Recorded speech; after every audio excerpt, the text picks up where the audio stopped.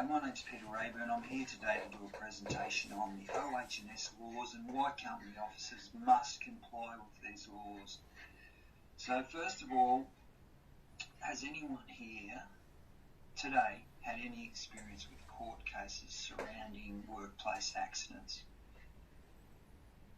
Okay, yes, we've had a couple of people who have had experience in that regard.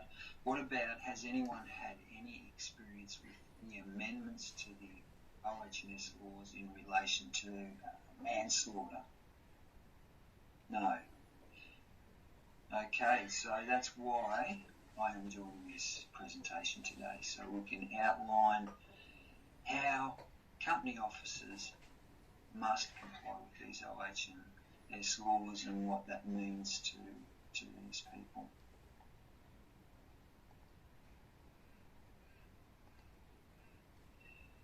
So what happened in 2019 is there were amendments made to the OH&S Act of 2004, and in that amendment there was changes made around company officers, and this is in regard to their capacity to make decisions that affect the company and that affect the financial standing of the company. So because these people have the ability to make these decisions, they can now be held accountable for what happens to people within the company. So personally, company officers are affected by this new law.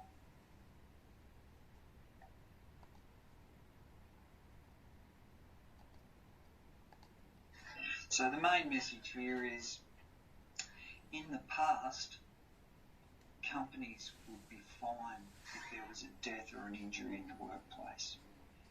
They would get huge fines. But the change is now that individual company officers can be fined, and they can also receive jail sentences. Right, in this slide I've got a link to an actual conviction that's happened recently in Queensland. Now, if we open up this link, there's a document which we can do at a later stage. Have a look at this document, which is on the OH&S Queensland work cover site. It outlines the prosecution, conviction and a jail sentence, and it's the first time an individual has been convicted under these laws. So we've gone from where companies would get huge fines to now actual people will get fined or also can get jail terms.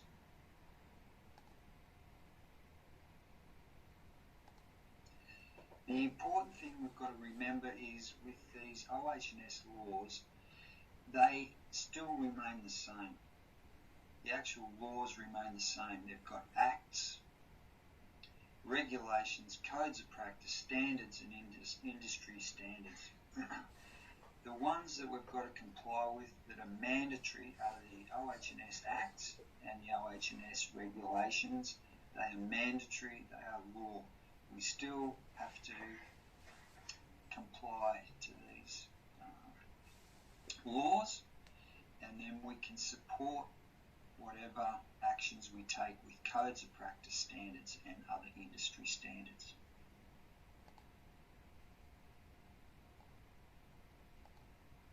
Well, what has to be noted here is that there is no change to the requirements for employers to continue to provide a safe work environment for people, and also to provide safe systems in regards to equipment and substances.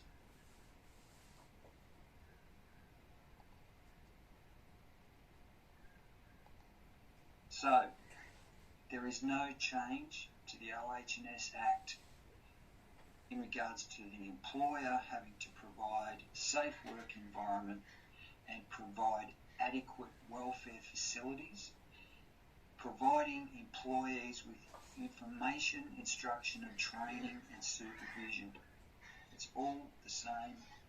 Employers just have to continue to apply these provisions to their workforce. These manslaughter laws and the amendments in these laws are aimed at preventing workplace death and to provide a stronger deterrent against company officers putting employees at risk. They're put in place to send a strong message that putting people's lives at risk in the workplace will not be tolerated. Again, I'll mention that these changes don't create additional duties for the employer, but they do introduce tougher penalties to the employer.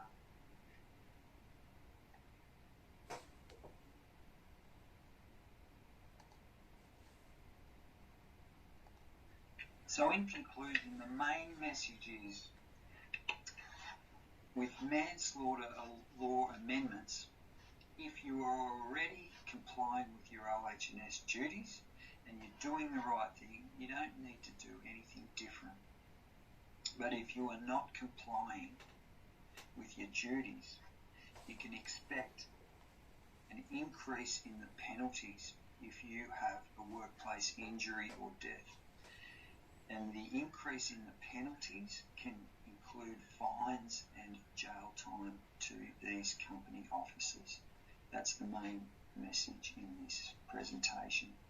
So at this point, I'll open up to any questions. So feel free to participate and contribute at this point and give me some feedback and questions as to all of what you've been exposed to here in this presentation. Also, feel free to email me. My email address is here on this slide. Also, my LinkedIn address is here as well.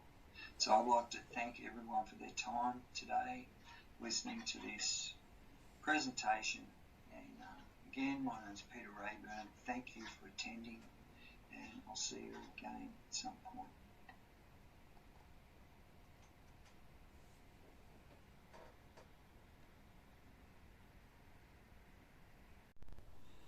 So just to follow up on earlier on, the link in this presentation to this conviction for industrial manslaughter. This is the first conviction that was put in place, and it's for a guy who was from Gympie, and he was unloading a big generator from a truck, and the forklift that he was using wasn't adequate to lift the generator, and it fell and it killed his friend who was helping him unload this generator. So here's the conviction.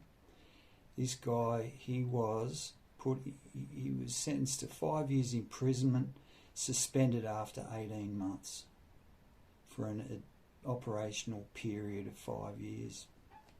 So that's a real conviction, a real accident. The company officer has been sentenced to jail because he was using a forklift without a license, and his friend who was working with him and helping him was killed. So this is the first one of these convictions, and it's right here for everyone to see.